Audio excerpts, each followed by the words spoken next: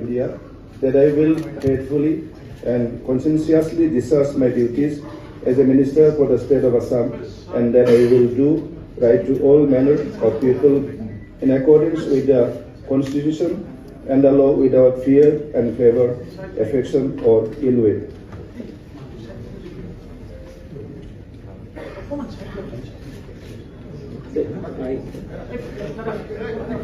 Do swear in the name of God that I will not directly or indirectly communicate or reveal to any person or persons any matter which shall be brought under my consideration or shall become known to me as a Minister for the State of Assam, except as may be required for the due discharge of my duties as such Minister.